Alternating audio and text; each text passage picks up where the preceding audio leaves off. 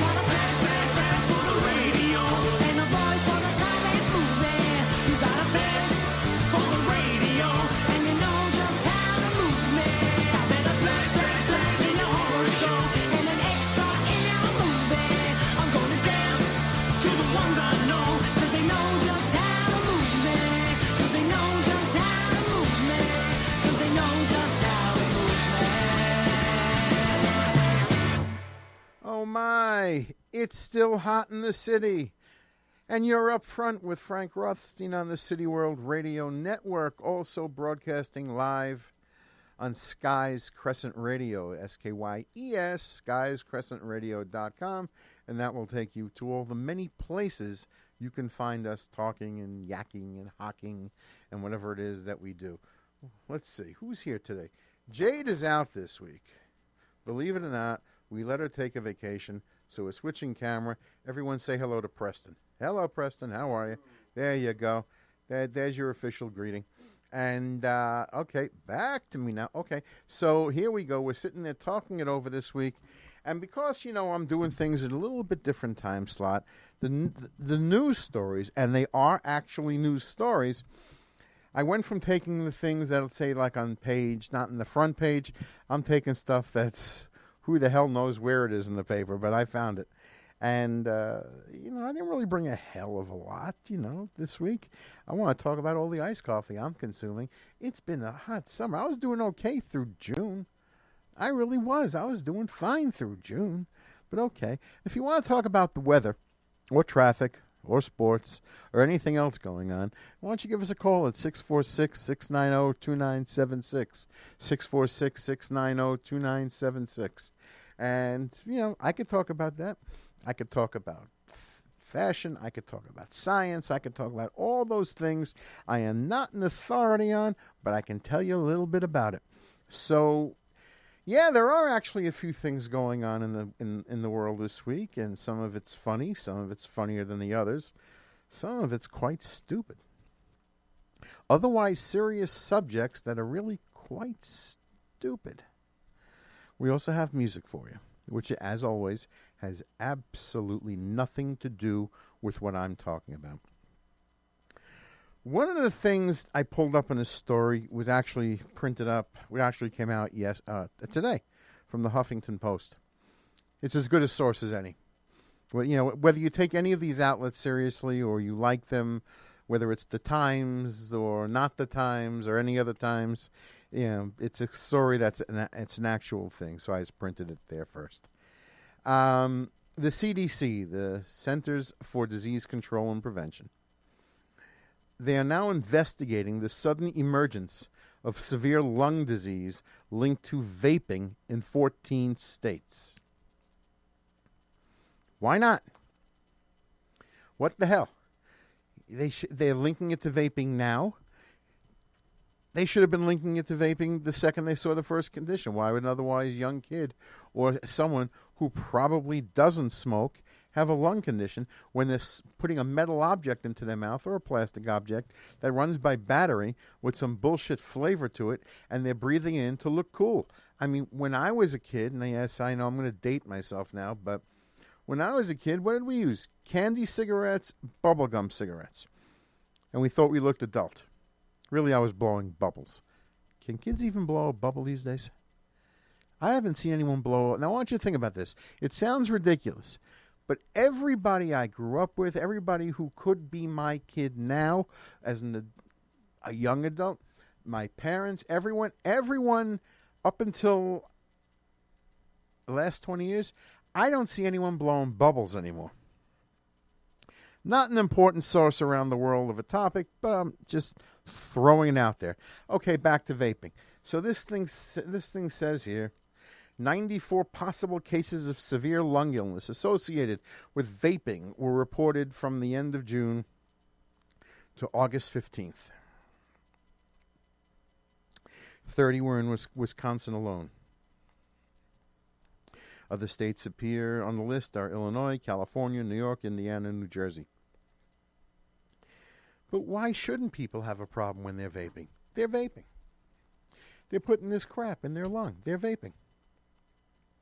And I don't get how much, just because you can take this abnormally large inhalation of air doesn't mean you have to suck all this stuff in. Holy crap, it's like watching Godzilla breathe out.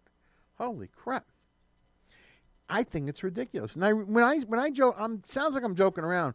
Do these people really smoke? I'm wondering how many people with these little vape machines, whether they're the large ones or the small ones, how many of them really do smoke or simply want to look like they're doing something important? Because somehow they look ridiculous. And I want to know if they really smoke or they're just wasting their money on this. Well, anyway, so they're checking into the health risks, whether it's tied to any particular brand. I guess all commonalities of the locations. I'm not sure how it's only happening in 14 states, or how they have only covered 14 states and not all of the states. But okay. So now we're going to check into vaping to see if this is any good for you. Cool. So what have I been doing this week? I've been drinking iced coffee. And I put into my call to all my friends in Colombia, Honduras, Mexico, and anywhere else where they grow a coffee bean, to send them over here. Because I've sucked every bean dry. There's no more iced coffee left in the city. That's it. I've spent millions on iced coffee this summer. It was delicious. Except I live in Manhattan, where you can go broke getting an iced coffee. Matter of fact, take that regular 16-ounce cup that you normally would see. They figure you can pour a bottle of beer in. And all of a sudden, it's a 5... With the ice, you were probably getting about 3 ounces, 4 ounces of coffee and a lot of ice. And you've now paid upwards $5 if you go into these coffee houses. That's why I like diners. Hopefully, I'd rather pay more money for a better blend of coffee than cold brew. Have I covered what cold brew really is, this disgusting crap they want to give you? This is what cold brew is, because I know I've discussed it before, but just in case, I'll do it again. First, let me take a drink of water.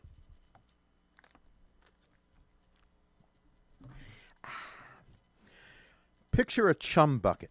That big white bucket you put bait in when you go fishing. It's just a big, huge white bucket. Now you take your sack of coffee grounds, and you put in a certain amount of coffee grounds into a sack. Then you put it inside of a bucket. Then you pour in some water, tap water, and you put it under the counter. And then it sits there for like 20 hours. That's disgusting enough because it's not refrigerated. Then tomorrow morning when the shop opens, someone says, we have fresh cold brew. More money, please. This is going to cost you, $9.70 more, please. Yeah, it's actually about, depending on the shop, $4.50 to $5 for a cup of cold brew coffee.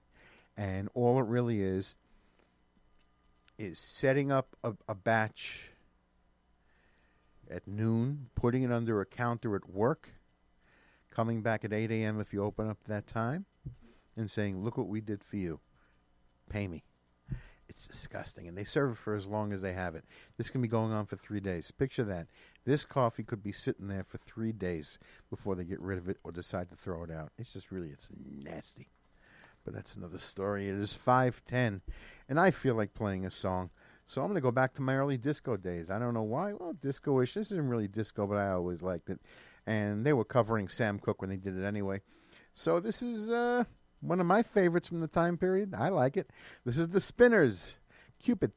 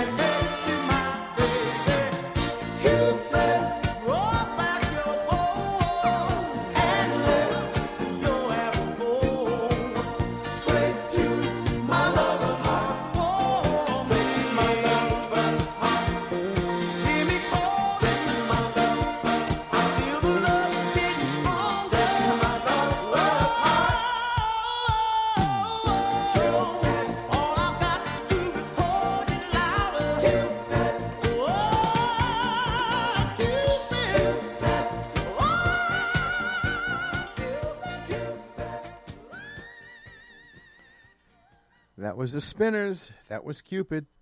I'm happy. That's good. It's 5:14. Number is 646-690-2976. So I'm looking in the news, local news anyway. We're in New York, so we have our own little news thing going on here. I'm going to sneeze my head off in about 2 seconds. So hold on. This could be fun. Excuse me. I had to sneeze. That's what happens in this heat. There's a landlord in the Lower East Side. I don't know how this story, I don't know where the story made it around to. The headline is, it's not fiction, it's a horror story. Lower East Side residents living in tiny apartment halfway between floors. It seems some landlord took some apartments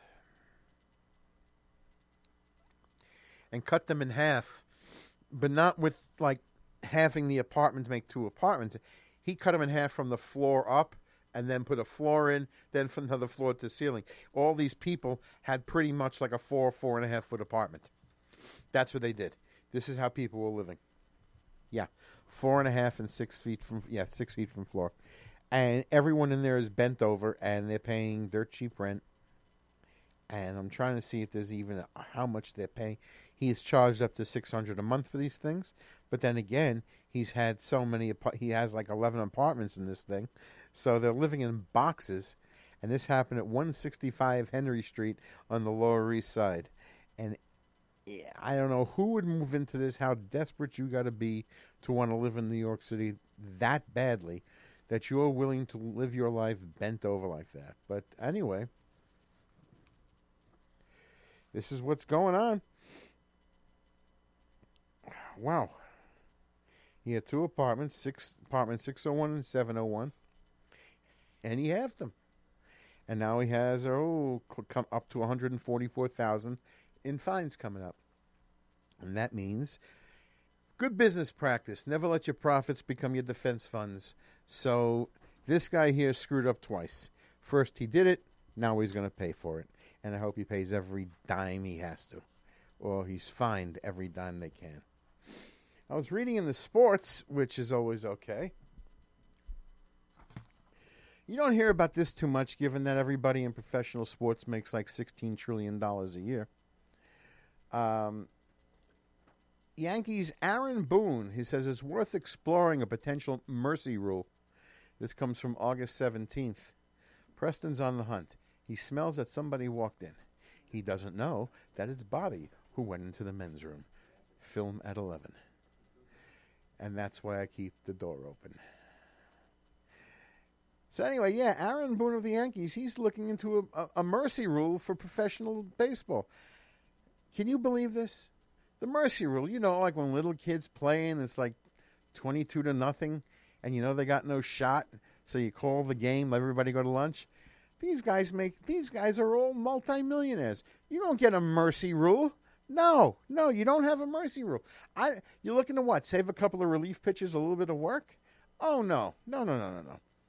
But this happened the day after getting destroyed 19-5 by the Indians.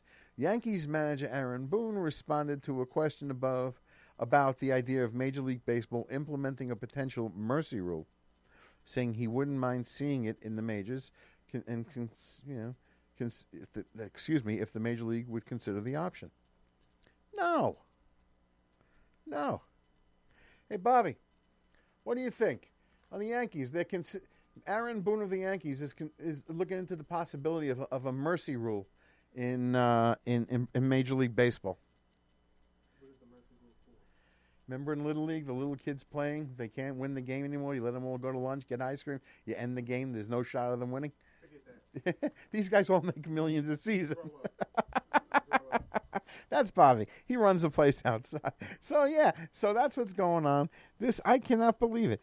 The mercy rule is currently being used in the Little League World Series, where a game is called if a team leads by at least 10 runs after the 4th inning of a 6-inning contest, or 15 runs after 3. And Aaron Boone, who I remember hitting that blasting home run way back when, is open to a mercy rule. Oh, man. This is why I laugh. This is why I pull out stories like this, because it's like buried deep within the paper where the ink runs out and nobody wants to flick the pages that far. Or no, when they go to the websites, when they go, what? When this is where when you're using your tablet or your phone to read this, you don't want to keep flicking on your screen, so you stop reading. These are where these stories are buried, and I really do get a kick out of it. It is, what song did we pull up for the next one? Oh, let's put on number 2. What the hell? It's a happy sounding song. I'm easy with all this crap. You got it, the Deltones? Look at, I got a thumb up. Look at that. Oh, man, I just feel like laughing over this story. So right now we're going to play you from 1989's album, Make Me Smile. This is the Deltones, Running Around.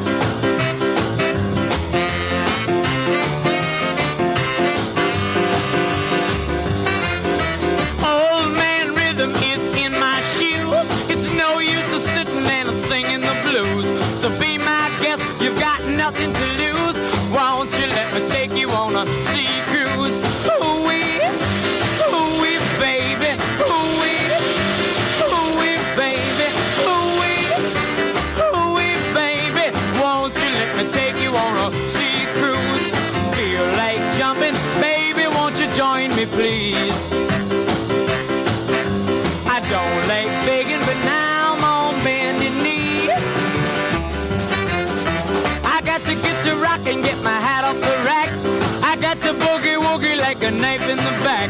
So be my guest, you've got nothing to lose. Won't you let me take you on a sea cruise? Ooh-wee, baby. Ooh-wee, baby. Ooh-wee, baby. Won't you let me take you on a sea cruise?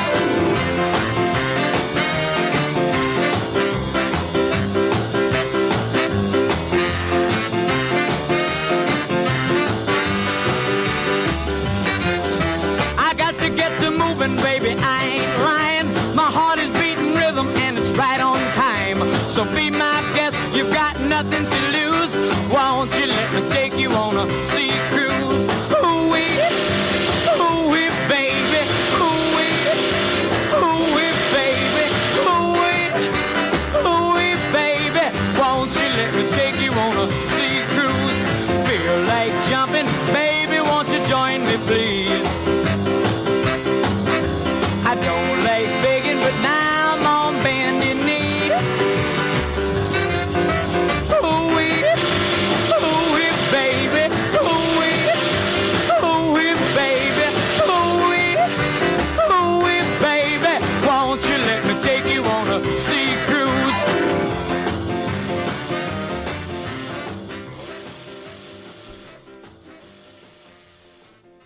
I couldn't help it.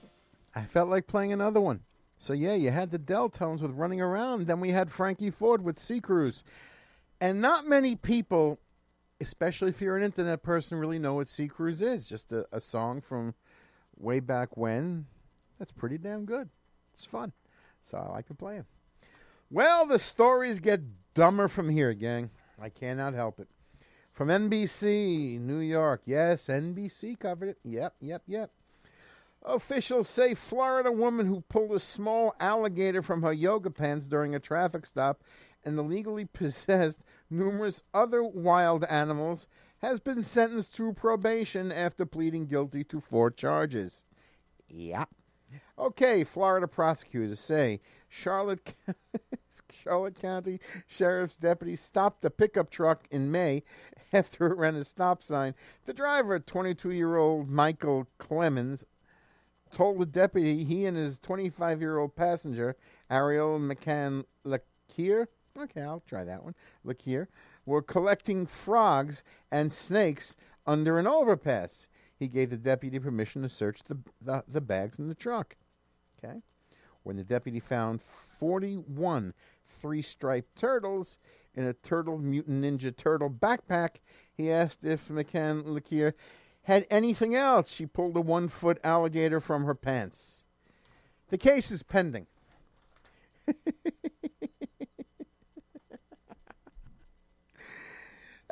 Don't these things bite? I mean, what do alligators? Don't they snap? Don't they snap at you? This is great. This stuff is great. I mean, just imagine if you took all the other stuff out of the news. If CNN, as serious as they are, as Fox News, as serious as they are, took all the other stuff out and read to you all the stories like this, what the world would sound like. Because these are true stories. This is what's going on in the world. A woman put a small alligator in her pants. Oh, man. I'm going to be sick. I can see it now. I really didn't bring a lot of stories because I knew I'd be talking about a couple of them, but someone's going to put me into laughing fits. This is really good. Let me see something. Here's another one from Fox 32, wherever in Los Angeles. Oh, man, I saw this in the Daily News, so I looked it up to make sure I had it right, and yeah, it's there. It says 45% of Americans admit they wear the same underwear for 2 days or more in a row, a survey finds. Remember the summer we're having, gang, all over the country. 2 days or more with that one pair of underwear. Okay, from Los Angeles, a survey conducted by an underwear company found that 45% of Americans have worn the same underwear for 2 days in a row or longer.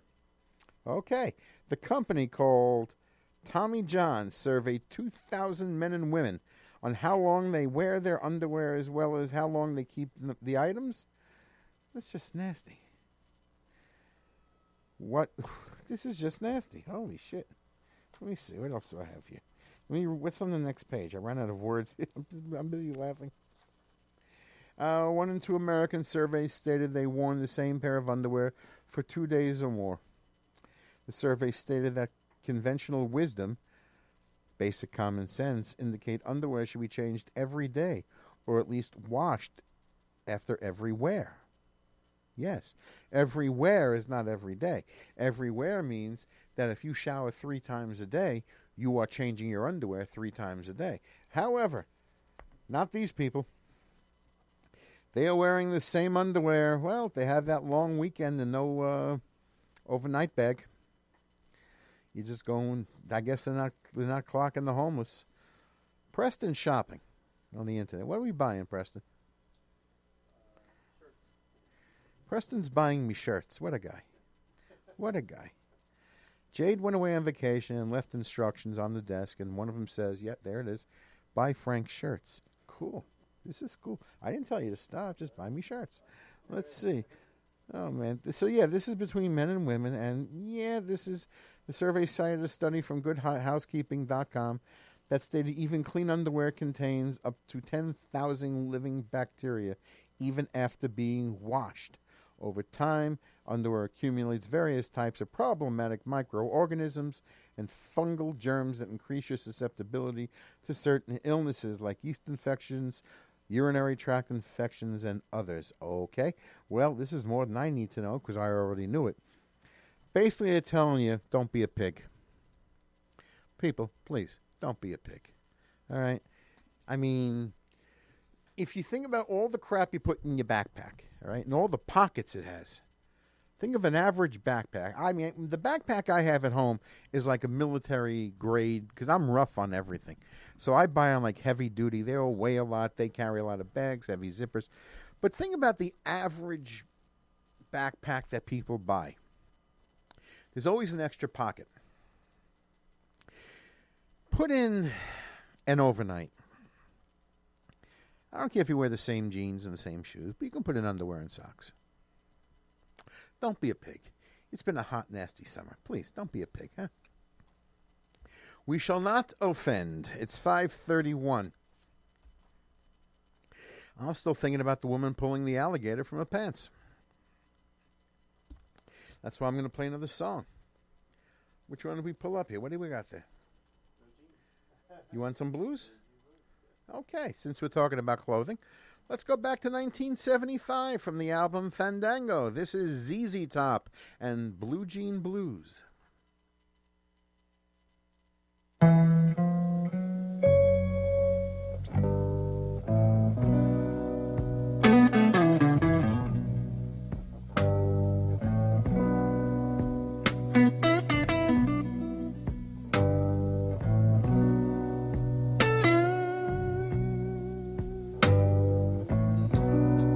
I done ran into my baby and finally found my old blue jean.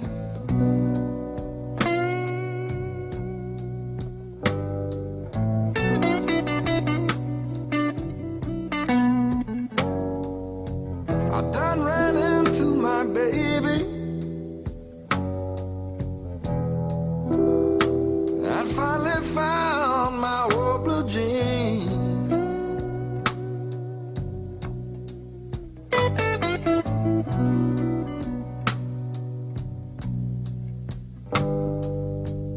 I could tell that day was mine from the oil and the gasoline.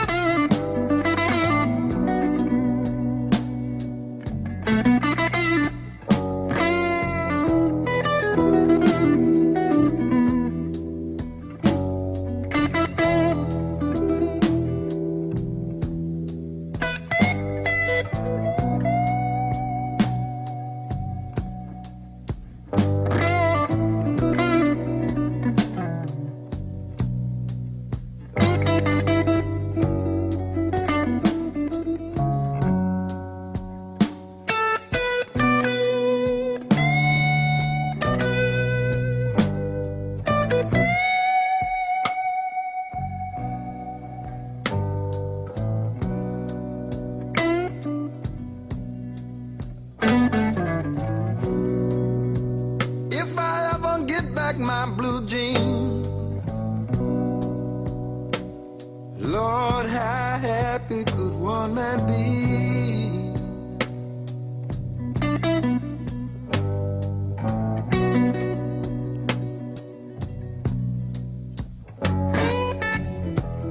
If I ever get back my blue jean, Lord, how happy could one man be?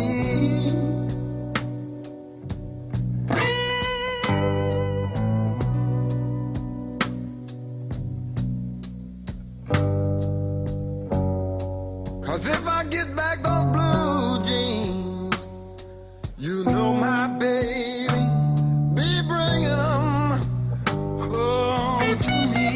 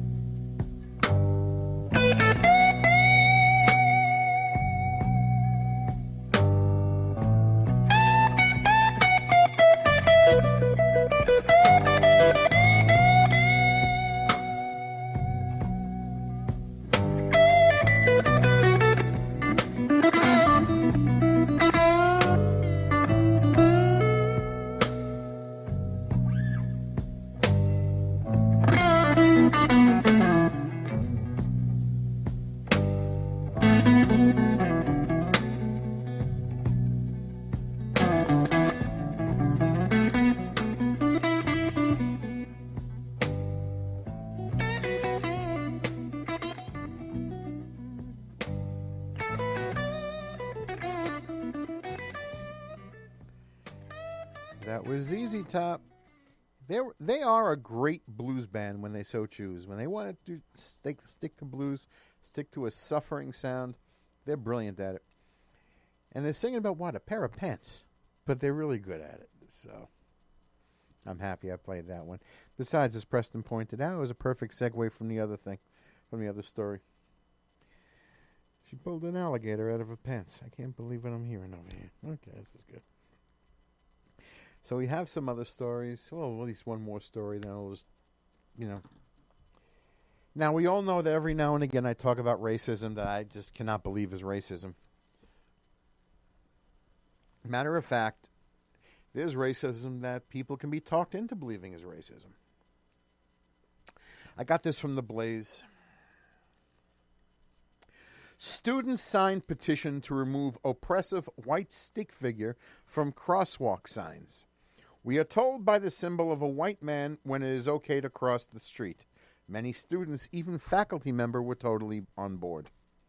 Campus reforms.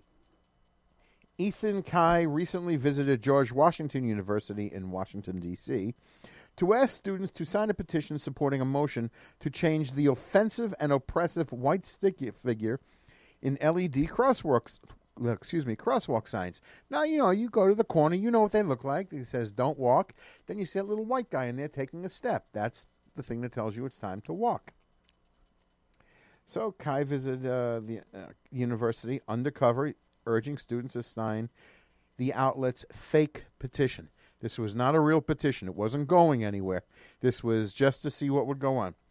What are the details? The petition urged the university to consider changing the crosswalk signs because a white man telling students when it's okay to cross the street is oppressive. As students crossed the streets, the petition read, let me start this again. As the students crossed the street, we are told by the symbol of a white man when it is okay to cross. Many students from diverse backgrounds, including individuals of color, gender-fluid individuals, LGBTQA, what does the A stand? A plus. What does that stand for? Asexual. So we're just going to keep on sticking letters into it. Okay, no problem. And now we have grades, A and A plus. All right. Feel oppressed by this. Many students were in favor of the petition. One educator, a faculty member, a professor, I guess, was on board with the proposed change. Just one student voiced dissent, saying he was ideologically opposed to the idea of making a crosswalk sign more inclusive. Here are some of the more interesting remarks and responses of the petition below. It says, "I can see this. I guess why some students have a problem with it. I totally agree. I'll totally sign that. That's so cute. Oh my gosh, yeah. Oh, that's so lit. Well, that's an overused word these days. Everyone's lit. That's so lit. There's definitely a lack of representation in the crosswalk sign."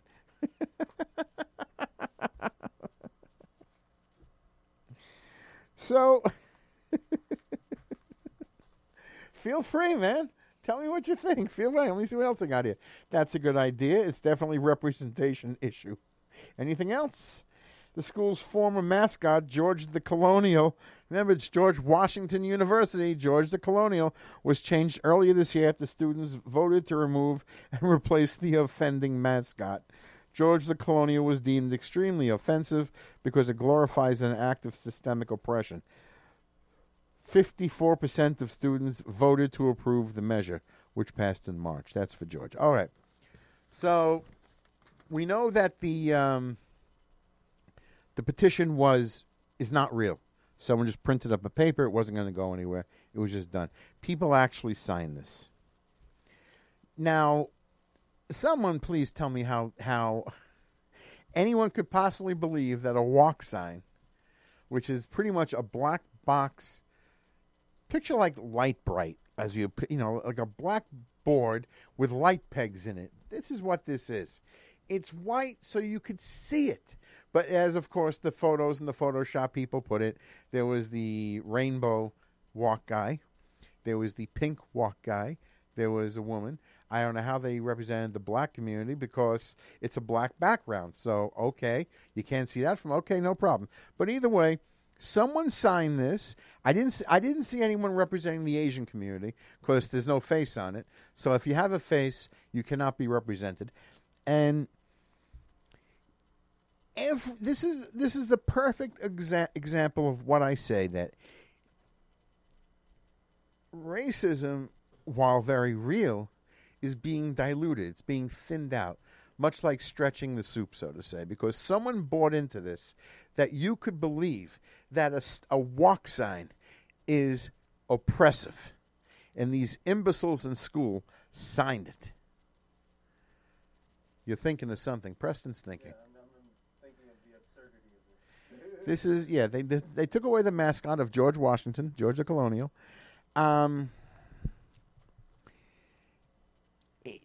Yeah, absurd's a perfectly good word. I like ridiculous. I like the stupidity of it all.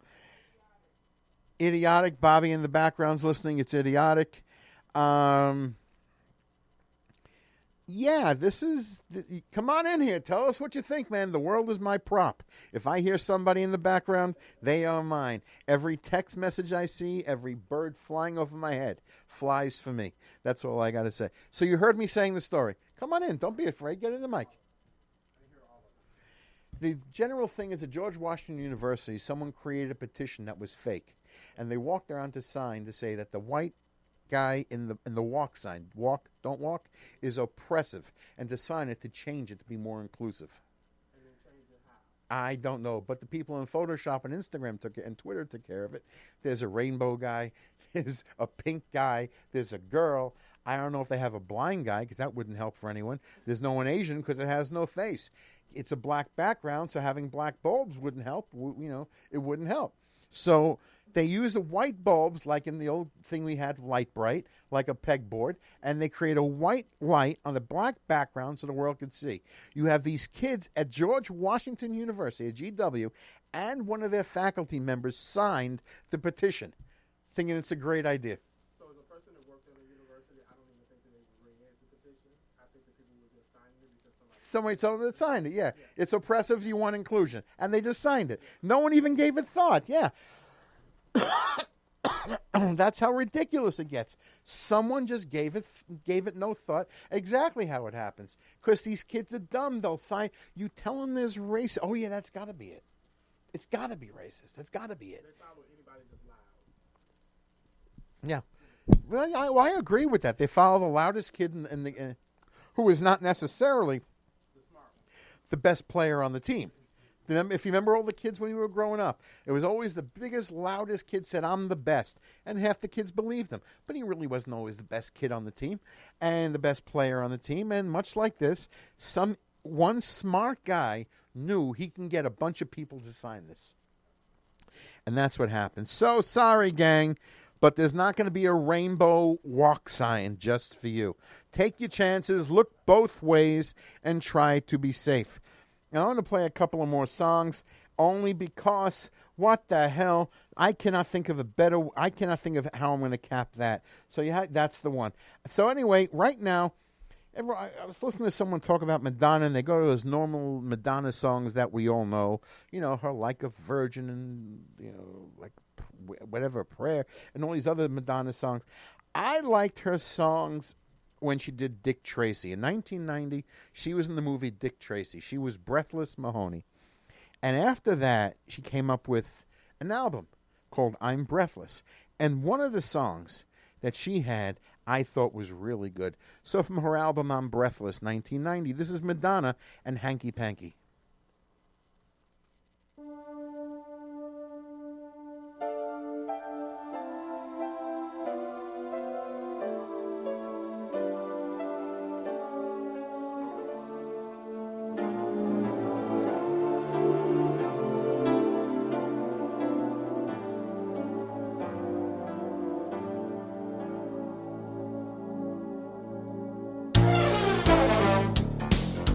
Come over here.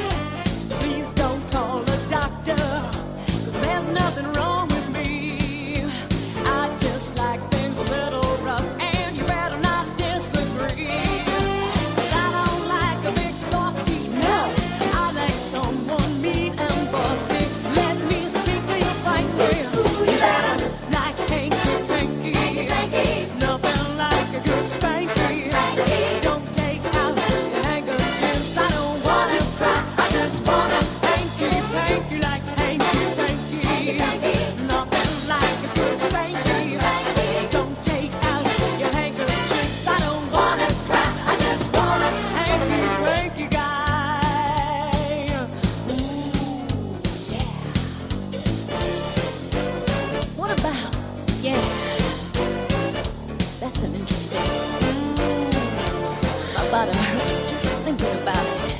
She wants you to treat me like I'm a bad girl. She needs you to, even when I'm being good to you. I don't want you to thank me. Don't thank you better like hanky, hanky. Nothing like a good spanky. Don't take out your handkerchiefs. I don't wanna cry. I just wanna hanky, hanky like hanky, hanky. Nothing like a good spanky. Don't take out your handkerchiefs. I don't wanna cry. I just wanna hanky, hanky guy. Hanky, hanky. Yeah, spanky. Get the picture. Wanna cry. I just wanna. That's the way I came into this world. That sad lady, she's a beautiful girl. Give me a spanky and start to smile. So give it up, honey, 'cause I want it. Yeah. Hanky, hanky. Good spanky. Oh, yeah, it's 5:49. I cannot believe I've read some of these stories. And I've only changed the type of stories I'm reading because I used to be at 9 o'clock. People have already gotten out of work. And I used to do a little more serious. Even though they weren't the headline stories, they were a little more serious. Now I know all of you are first getting out of work. You've had your stress for the day. I like some of these dumb stories. How often do you hear about women pulling alligators out of their pants? Or fake petitions that everyone believes are real about racism that isn't even a subject, and all these other stories I read. It's incredible. But we got them, and I like bringing them to you. And yes, I will. I'm just getting myself together here because soon we're going to be having Pat Sainville and his gang from Chirp About It come in. Yeah, go visit their site, chirpaboutit.com, CHIRP, chirpaboutit.com. Social media, mostly for tri-state New York area, New York, New Jersey, Connecticut, but it's on the internet, so you can get it anywhere. You go in there, not like Twitter. You can do a little more than Twitter typing, but you can tell the world what you think on any subject, and if he finds it interesting, he will read it on his show coming up in 10 minutes. And that is what's going on. Let me see. I'm going to talk for 5 more minutes. It's been an interesting wilting month. It's been hot, and I live on the top floor of my building. It's hot. Let me tell you something. Wow. Yeah, I mean, you could bake bread in my living room. You know how much iced tea? Snapple should be sending me a case as a gratuity. It's been really bad. But that's okay. I drink it out of love. I drink it out of love. Besides, I'm about done. You got song 8? Yep. Okay. Well, not about yet, but yeah, another minute. Yeah, song 8. This is good. I'm going to get out of here. Why not? I'm done laughing at the world for today. And believe me, the world sometimes deserves laughing at. It's a serious place, but it has a lot of funny moments. Okay, I wish everybody a nice, easy week. I will see everybody next week. And for now, I'm going to leave you with one. This is from 1979 in the album Into the Music. This is Van Morrison and the Bright Side of the Road. Have a good night, man.